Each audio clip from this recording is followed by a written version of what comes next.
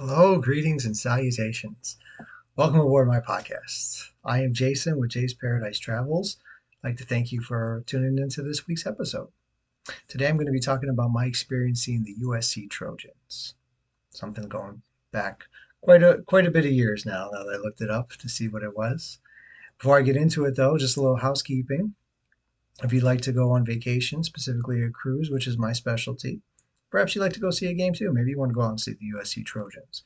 You can contact me and I'll be able to help you out. There's a couple of different ways that you can do so. One is through email.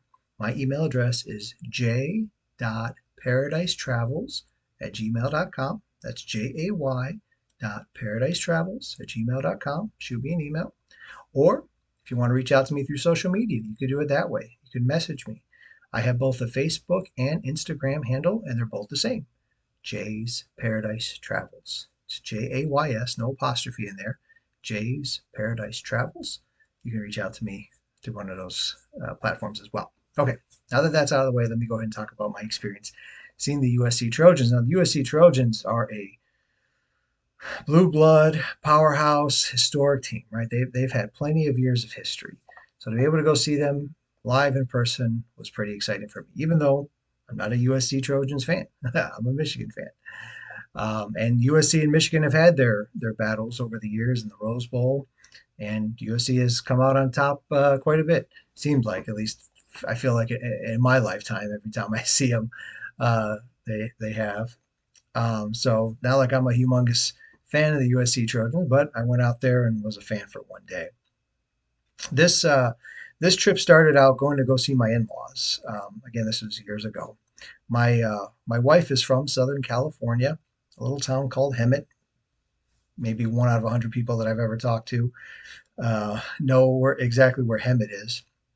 But it's kind of near Palm Springs area, kind of halfway between LA and San Diego. And we've gone out and visited my in-laws plenty of times over the years, and especially being that I worked for the airlines, I was able to go out there. So we took a trip out there. We were visiting them, and we were just out there for just a normal uh, catch-up trip with the in-laws, with the family. And while out there, I looked at the schedule and saw that USC was playing Arizona State. And of course, I want to go. I hadn't seen USC before, and it's my hobby. And I'm out there. They're playing. The opportunity is right there for itself. Let's do it. Couldn't get anyone to go. I asked around. Selena, understandably so, wanted to be with her family. None of her family are sports fans. Some of the friends that I'd asked, they didn't want to make it either. Okay, just me. My father-in-law, even though he didn't want to go, was nice enough to be willing to let me borrow his van so I could drive out there. From where Hemet was to LA, I want to say no more than 2 hour drive. Off the top of my head, I can't remember the exact time of what it was, but no more than a couple hours. So I went by myself, or I was going to go by myself. Anyways, I woke up that Saturday morning, no tickets in hand or anything like that, just something I wanted to do. And this was kind of one of those stories where it's like, uh, I it just kind of worked out well. I'll put it that way. So there's always different websites that I'll check out. Back then, StubHub, Vivid Seats. Since then, there's SeatGeek, there's TickPick, there's Game Time. I'll check all those different ones. But back then, I was also checking eBay and Craigslist. Sometimes you can find something. I'll occasionally still check those out nowadays, but mainly I stick with the other websites. But on that day, I went on Craigslist and started looking for the tickets. Come to find out, there was a listing on there that had a ticket for $40. One ticket for $40. That's what I was looking for. I was looking for just one ticket and hopefully not too expensive. $40, that was very reasonable to me. Reached out to them that morning, see if they still had the ticket. It was still available. They were still looking to unload it. I guess it was a party of four. One of them couldn't make it. They were just trying to get rid of the ticket. And so here I am. Uh, cool. It worked out. And so like I said, I borrowed my father-in-law's van. He was nice enough to let me borrow it. Went out there. It wasn't too crazy from what I remember with parking and traffic. Obviously, there was some, but I feel like nothing that stood out in my mind, either to or after the game, that was too crazy. So that was nice. Got there, parked, went in, started taking some pictures as I was walking in, as I normally do. Um, anyways, I had their phone number, contacted them, met up with them, some sort of patch of grass that was out there because uh, there was trees and other, areas around the stadium, that I just remember walking on grass and dirt and grass and everything. Like I don't always see that at stadiums because a lot of times stadium all around it's cement. But anyways, found them, got the ticket from them, was able to get in, nice and easy, smooth there. Um, now it's interesting on the way home. As I mentioned, I didn't really notice anything crazy with traffic, but on the way home, at that point it's night, it's dark out, and the where I was going, there was a certain exit that I needed to get off of. I didn't get off of it. I passed it accidentally. Maybe I wasn't quite sure what the GPS was saying or something like that. Anyways, I missed it. I'm like, all right, I'll just go to the next exit, turn around. That next exit wasn't for miles. I mean, miles. I probably drove another 10, 15 minutes or so out of the way just to be able to eventually get off of that and turn around. I couldn't believe it just from one missed exit. Later, when I told my father-in-law about it, he's like, "Yeah, that's true. If you miss that one exit, you're stuck on there for quite a while." Like, who comes up with these things? Anyways, that was part of the experience for me. Uh, yeah, nothing to do with the game, just part of the experience. Anyway, so I bought that ticket. Craigslist worked out. Not all the time it works out. If you want to go to a game, I mean, as I say, come to me. I'll help you with everything. But if you end up doing something on your own with Craigslist, you can sometimes find something like that, but then there's also scammers on there too. So just be careful with that. I have come across that as well, and I think that's why I kind of stopped using Craigslist because you're not going to get the scammers on StubHub and Vivid Seats and all that type of stuff. Ticketmaster, you're gonna it's gonna be legit. Uh, Craigslist, you're gonna have a little bit of risk involved. So just FYI on that.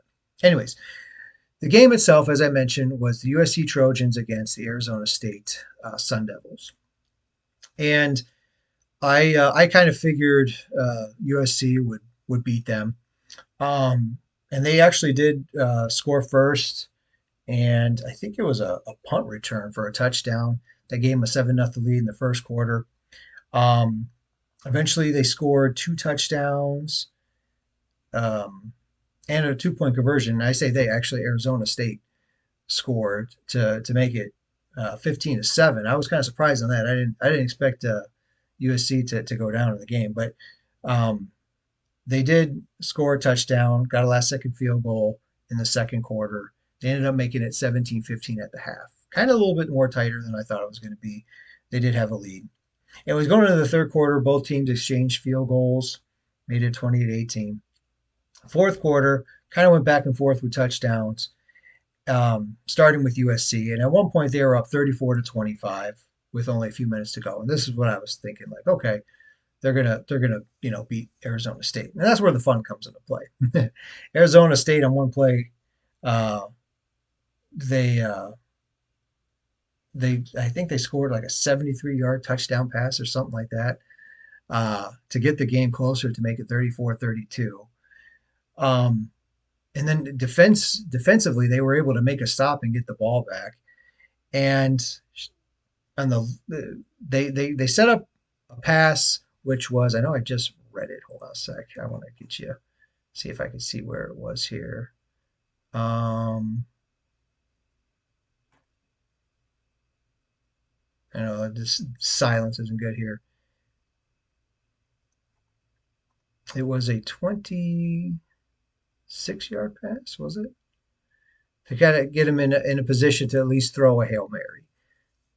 Hail Marys work one out of what? 100 times? Sort of like how often I mention the word, the city Hemet, and someone knows what it is, like 1 out of 100. Not very often. Hail Mary, last play of the game to win the game. They caught it. Jalen Strong out of Arizona State caught the ball and scored a touchdown. I saw live a last second Hail Mary completion to win a game. Hardly ever happens. I mean, it does happen. It's not it's not I mean, it is a rarity, but not an impossibility. It does happen. And out of all the football games I've been to, that was the only time I ever got to see one happen in person live as I was watching it. Arizona State got it and ended up winning the game. What was the final score of that? 38-34. Arizona State. And I didn't think I thought USC was just going to blow them out, let alone lose the game, even in a tight one. But sure enough, Arizona State. And there was these Arizona State fans behind me, just chit chatting a little bit. And next thing you know, as we said bye to each other, they're off celebrating and cheering with their fans and go high five the team on the sideline, that type of thing. I mean, good for them. Even though I was a USC Trojans fan for a day, I wasn't losing any sleep over that loss. That's for sure. And and just what an ending to that game. It's something you probably could Google if you wanted to be able to see the highlights of that. Most of the games that I talk about on these podcasts, I mean, I guess you could Google it, but that one would be definitely worth seeing how that finished. Because I mean, within it was like a few minutes left to go, and they're down by 12, I think it was, and to be able to come back and win the thing with only a few minutes to go, to score a couple touchdowns like that, insane ending. And it was really cool to be a part of, even though the home team was on the losing end there. And the people that I bought the tickets from, I was kind of wondering how that was like. Am I going to sit like right next to them? I felt like that might be awkward, but they were actually a few seats down. Um, I guess there was not as full of a capacity, so they had a little bit of breathing room. I didn't really talk to them or anything. Maybe a hi here or there, or whatever. But that was about it. It's not like we had these full blown conversations or anything. They left. Yeah, so yeah, it happens. Sometimes upsets happen like that. Last second Hail Marys happen like that, and it was cool to be able to say I was a part of one. And I got to see it live. Um, the stadium itself is pretty cool. I get this question a lot when I mention about my hobby going to different stadiums. What's your favorite stadium? Now, most of the time, I'm saying, of course, I'm biased. Michigan Stadium's gonna be my favorite, but outside of that, I always would say Penn State because of how electrifying the atmosphere was. But then it dawned on me, I don't know if people are asking me about the game day experience, like going to a away game, or the actual building itself, the actual stadium itself. And so now I'll ask them, are you referring to game day or referring to the building itself, the stadium itself? Because when I was doing research for this, when I say research, I mean just looking over past pictures and notes, and or when I'm making my notes, I'm looking at previous photos and looking up the highlights and all that type of stuff. And I'm going over it. It jogged in my mind, like, for the stadium itself, it was a really cool looking stadium. I really liked uh, the architecture of it all. I think they held the Olympics there a long time ago. I'm pretty sure they did because the Olympic logo is right underneath the stadium name, which is Los Angeles Memorial Coliseum, or just the Coliseum for short. Um, but so yeah, they held the Olympics there. Um, and I love, I don't know, some about the design of the architecture. There's a ton of arches, and I love arches just in general. I don't have any in my house, but it'd be cool if I did. I love arches. I just think they look kind of cool.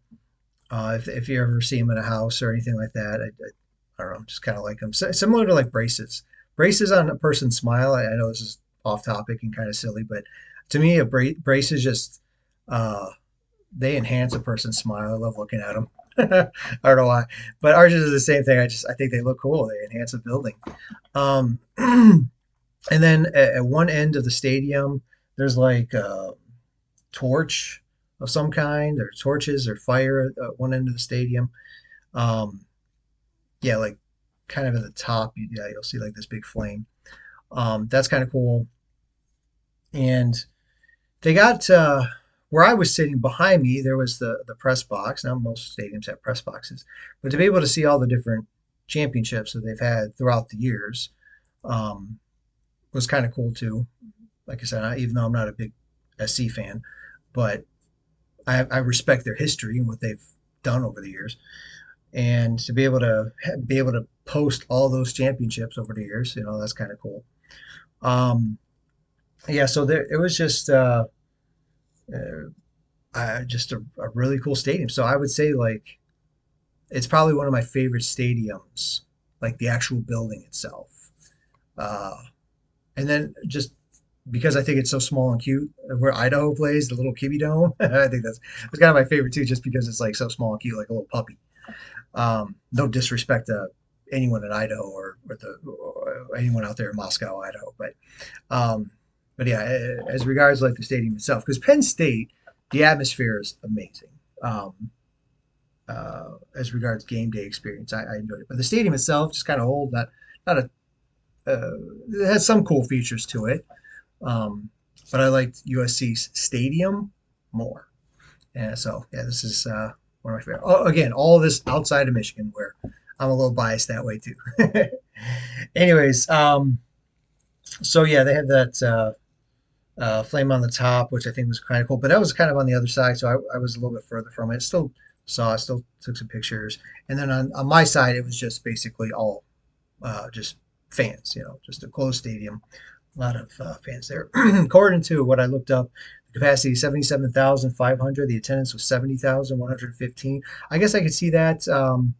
There, it was pretty full, but then at the same time, I noticed that it wasn't completely full, and it wasn't incredibly loud either. Like maybe I thought it could be, which was surprising to me because of how rich and storied USC is. Um, and they go back a long time. They have a rich tradition history of winning and being champions. And when I came back and told somebody, a friend of mine that is a big Michigan guy, we've gone back a long ways. He said, "Yeah, in LA, that's kind of the case," and I just found that a little hard to believe. But I guess I kind of saw it in person. I was a little surprised at that. But it is what it is. Not to say that it was empty. It was just uh, from what I'm used to seeing, a full electrifying atmosphere at Michigan Stadium. I didn't quite see there. Now, granted, there's about 30,000 people difference. Michigan's 110,000, uh, USC 70. So yeah, 30 to 40,000 people difference. But still, even with that, um, I'm surprised it wasn't as full and as loud as I thought maybe it would be. And where my seat was, I mean, I was like, I don't know, row 2 or 3. I mean, for $40, thought that was pretty cool. I got to have a really good view. Got to see the players a little bit more up close. Yeah, that was pretty nice. Just some random miscellaneous things about it. One thing, they had the Stanley Cup there that day. So the Kings had won the Stanley Cup the previous year. So I guess it was in town, and they wanted to show it off to the fans. That was kind of cool. Got to see. I forgot which players came out with it. It was so long ago, and I'm not going to look it up. But whatever players from the Kings came with it, they came, hoisted it up. Uh, so fans went nuts for that. And good for the Kings winning it back then. I want to say that was like 2014 or something like that. So 10, 11 years ago, whatever it was that they won uh, back then. USC has I mean, they're the USC Trojans, and their mascot is not like a cartoon figure. It is an actual person, an actual human dressed up in Trojan guard gear, their uniform, their warrior thing, and they ride around on a white horse. Got a picture of that. They'll go. I think they have a sword. I mean, obviously the sword's not going to be real. At least I hope it's not real. I think they have a sword. So yeah, that's their mascot, actual person with that. Some teams have like cartoon like mascots, like Michigan State's the Spartans, but it's a person inside. Even though obviously if there's going to be an animal, they're going to be inside of an animal kind of costume. But like the Spartans, Michigan State Spartans, it's like a cartoon guy. It's not a real person dressed in a up like a Spartan, but the Trojans are. And it's interesting with the Spartans and with Trojan. You think because these are like Greek historical people. You think being Greek, I would be rooting for one of these teams. Like, no, they're not. I'm not a fan of them. I'm not a fan of them. I went to go see them for a game, and I'm cool that I did, but no, I'm not a fan of them. But yeah, so they got that, and I think their thing is fight on. I will say that yeah, their what do you call it, a slogan? It's for their, or maybe the song, the fight song, fight on. That's what they say. And their fight song, they played a lot. And recently USC and was one of four teams that came over from the Pac-12 to join the Big Ten here in the last couple of years. And last year USC came to Michigan Stadium, and I remember their band. I guess they brought their band, just play that song over and over and over and over again. They played a lot. And it is kind of a catchy song, I won't lie. Not that I love it or anything, but it can be kind of a little catchy song. Um, yeah, so I don't know if Fight On is the name of that song or not, but anyways, they have that. And like I said, they came in, they when I saw the game, they were the Pac-12. Arizona State was in the Pac-12. Since then, pretty much the Pac-12 has been decimated. Now it's just down to a couple teams. I think they're going to add some teams, some smaller schools. But Arizona State now is in the Big 12 and USC's in the Big 10. That game doesn't even, between those two teams, that game doesn't even exist anymore. Back then it did. And what I do remember um, with USC is that for a while there, 2000s, early 2000s, I think it was. So 20 years ago. They had I mean, they were just a dominant dynasty for a little while there under Pete Carroll, the Matt Leinerts and Reggie Bushes of the world that came through there. And I remember that. I mean, it was probably one of the best, most epic national championship games ever between them and Texas. Watching that game, seeing it go down to the last few plays where Vince Young ended up running it in for a touchdown. That may have even been a fourth down to take the lead, and they held on to it. That was such an epic national championship game. But prior to that, they had also played. Who did they play in B? Was it Oklahoma at the time? Where Oklahoma was like smoking everybody, and then they go into against USC, and I was thinking like, oh yeah, OU will do it. Nope. And I remember even a friend of mine who was from Southern California was like, hey, it looks like it's SC's year. Okay, we'll see. Sure enough, it was back then. Those early 2000 years. Then Pete Carroll eventually moved on to Seattle Seahawks, and other coaches, other big name coaches like Lane Kiffin came through, Steve Sarkisian, um, which was the coach apparently during this game that I went to go see. He's coaching Texas now. Lane Kiffin's at Ole Miss at the moment. Um, I think Ed Olgeron even coached them for a while. They've had some, and now it's Lincoln Riley. So they've had some good big name coaches there. I mean, they're an elite program. They have a history. In my eyes, they are. They because of their history. And there's been some years that maybe they weren't as good, but it's not like they're winning a national championship every year. But they definitely always bring in the talent that they could do it, no doubt. I mean, you look at their roster; it's always littered with five-star people and 4 or 5 star guys, and they always have a really good team. Now, whether or not they put it all together and win a championship or not, and I guess it's been a while now that I come to think of it. It was the early 2000s, 20 years ago. So I guess it has been a while, but they've never become like a small school or anything like that. They've always been up there with the big dogs, in my opinion. And back then in those 2000s when they were dominating, anytime they played a Big Ten team, it was like they smoked Michigan.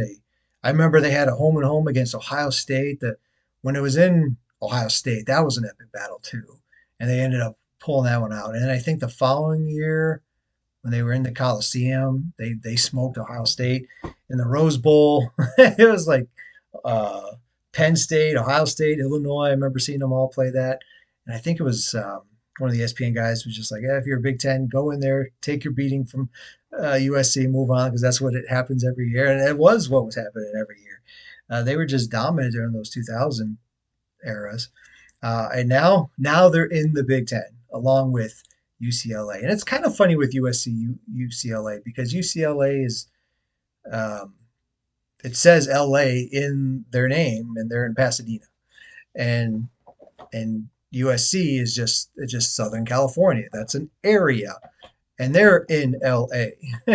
You think it would be reversed. You think that because Pasadena is in the Southern California area, that the Trojans would play at the Rose Bowl, and you would think UCLA would be in LA, but it's not the case. UCLA is in Pasadena, even though Pasadena is, I mean, kind of in that LA vicinity, but just based on name of location, you think that the team that has the name LA in it would be in LA because USC does play in Los Angeles, uh,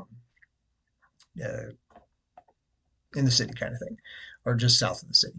Anyways, um, but yeah, they're not as dominant now. As I said, I mean, they still are a good team. They still recruit great players. Just hasn't been as dominant as they used to be there in the 2000s. Who knows? Maybe one day they will be. But now they're in the Big Ten. You're gonna, on a year in and year out basis, face even the middle of the pack of the Big Ten is still going to be good teams and hard to beat, and so you're still going to have fights on you when you play like Nebraska, Iowa, Minnesota, and then if you have to go out east to go play like Maryland, Rutgers, maybe not as good of teams, but still having to travel from one coast to the other coast, and you still got to play Oregon, you still got to play Washington, UCLA, and of course Penn State, Michigan, Ohio State. Those are going to be on the schedule, so. Uh, the, they're still a really good team, but I don't know if they'll always get where they used to be back in the 2000s. I guess that's where I'm coming at with that when they're under Coach Pete Carroll. Who knows though? Maybe they will. Anything's possible. That year they went 9-4. I think that was like their second loss. So even right there, again, that wasn't part of their dominance at that point. They lost to Nebraska, I think, in a bowl game. And again, now they're now they're in the same conference as them in the Big Ten there. I think that's all my notes that I had on things with USC.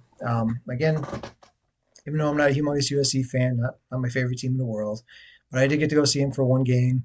Got to see him lose. I was rooting for him. I was sincerely rooting for him, but I definitely didn't lose any sleep when they lost. It is what it is. And then this year, as I'm recording in November 2025, Michigan went out there and got smoked again. I didn't even. I honestly did not even watch a second of that game because I had a feeling they were going to lose. Michigan, that is. Sure enough, they did. Didn't even bother watching it. So far, they've won every game since. They play Ohio State here in a couple of days. We'll see what happens. But yeah, well, that's going off into everything. USC, I think USC just they're. I'm guessing they're playing UCLA because this is like rivalry weekend. Of the time of me recording this, by the time this comes out, all these games have probably already passed. So I probably don't even need to mention them. But anyways, if you are interested in going to go see USC, whether you like them or not, maybe your team's going to go out and play them, and you want to go see them, or if you'd like to go on vacation somewhere else, maybe go on a cruise. They have cruises out of LA, plenty of cruises out of LA. Um, I'd be more than happy to help you with any of that type of stuff. So feel free to reach out to me. Once again, my email address is j.paradise@gmail.com. That's jay.paradise@gmail.com. You can email me, or you can send me a message through social media, whether it's um, Instagram or Facebook, Jay's Paradise Travels. Jays, no apostrophe in there. Jay's Paradise Travels. You can reach out to me through social media, send me a message, and we can link up after that. Be more than happy to help you do that. Try to make this world a happier place, one vacation at a time. So, love to be your travel agent, your family, friends, travel agent as well. So, please do all the things that podcasters need to keep their podcast going, as well as myself, just having a business with this. Feel free to like the video, share it with other people, uh, give it a 5-star rating, comment on it, subscribe to the channel, all that good stuff. And let me know if there's anything I can do for you. Thank you so much for listening today. I hope you liked it. Hope you learned something from it, took something away from it, whetted your appetite to want to get out there, maybe catch a game, go on vacation, stuff that I love to do and love to share. So if you do, let me know. I'll talk to you guys again another time later. Take care. Bye bye.